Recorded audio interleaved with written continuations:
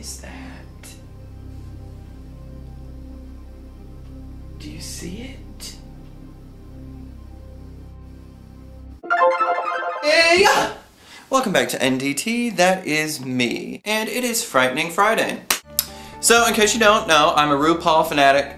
I love RuPaul's Drag Race, and I was watching the show the other day for the season 6 premiere, and I saw Jujubee, which is one of my favorite queens from the series. I think she's just so very honest and personable.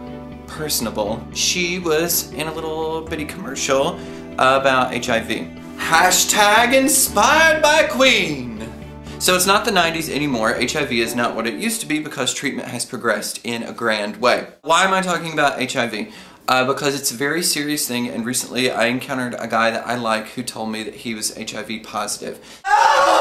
About 2 years ago, I encountered another guy that I liked who told me that he was HIV positive, and I ran for the hills. Yes, I totally just was an asshole, and I cut him out of my life and I ran away. Why? Because of fear. Oh, that was really awful of me. That's what we do when we don't understand something, we don't know enough about it, we're afraid because it's foreign, it's unfamiliar, so we don't want to be part of it. We don't want it to be part of our lives. What happens in the gay community a lot of times is people that identify as positive, people that share their status as being positive, are ostracized from the rest of us. People don't want to date them, people don't want to have sex with them because people don't want to be at risk. You are at risk if you are having sex, period. If you've thought otherwise, if you have been on a hookup and you've been with someone and you haven't exchanged status, you haven't declared to be positive or negative and shared when your last test was. My last test was in December and I was negative. Know your neighborhood. There are places in your city that will do it for free. Just down the street from me there's a place called Howard Brown, which is an amazing facility for the GLBTQ community. You can go there and you can get tested for HIV and syphilis for free. It costs you absolutely nothing. And even if you want to get tested for everything under the sun, if you don't have health insurance, it's still about $120 bucks, I think. So yes, I know, it is scary. But so yeah, this guy told me that he was HIV positive undetectable.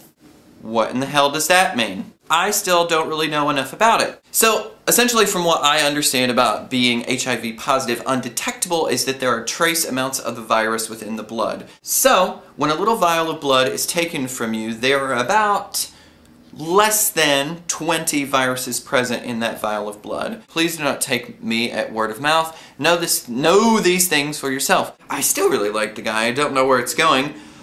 But, yeah, we're just gonna be safe. Playing it safe as ever we can, whenever we're together again, if we're ever together again. The people that are infecting other people don't know that they are positive. Why?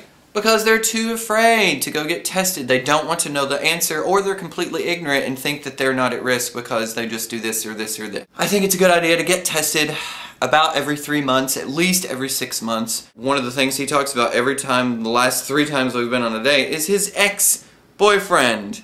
Yay! What a grand conversation when you're hanging out with some new chap. Fear is one of the greatest evils for us as human beings, because if we're afraid of it, then it stands more of a chance to hurt us, and we stand more of a chance to hurt ourselves. Nonetheless, I think the best cure if you're afraid of something is to talk about it. To talk about it, to read about it, to know more about it. I've had HIV scares, that's horrible. It's terrifying, no one likes to feel terrified, but what's more terrifying than thinking, do I have it, have I got it, Nothing. That uncertainty is what kills you. Get tested, know your status. Sayonara. Oh, I forgot. So, what's been scary is the amount of videos that I've been putting out and not really letting my audience and my friends know when to freaking look for these videos, because it looks like bam, bam, bam. My Musical Monday, the Tuesday Test, What in the World Wednesdays, Nerdy Thursday, Frightening Friday, Transformation Saturday, and the Sunday Soapbox. It looks like I make a video every day, but I don't. Why? Because I have a job. I'm gonna be wheeling it back, reeling it back, to 1 video a week, and throughout March you can look for the featured playlist to be My Musical Monday. There will be a new video released every Monday throughout March, and I will have guests, and it will be lovely, and I invite you to like them, to comment, share them, subscribe.